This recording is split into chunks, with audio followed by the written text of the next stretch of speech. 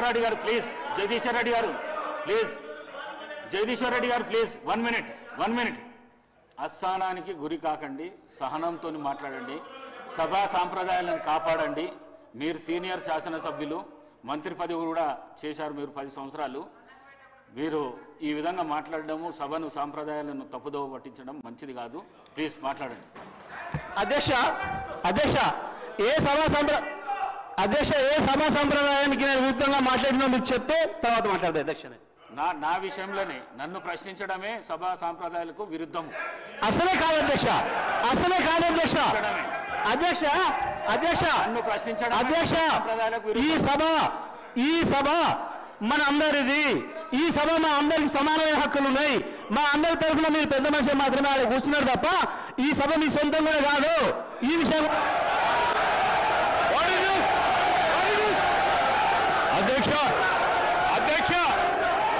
అధ్యక్ష వారు మాట్లాడిన ప్రతి పదం వెనుకకు తీసుకోవాల్సిందే. ఈ రోజు చేరి దూషించిన సందర్భంలో వారు క్షమాపణ చెప్పాల్సిందే అధ్యక్ష. ఆంకారంతో మాట్లాడకూడదు అధ్యక్ష. క్షమాపణ చెప్పాల్సిందే.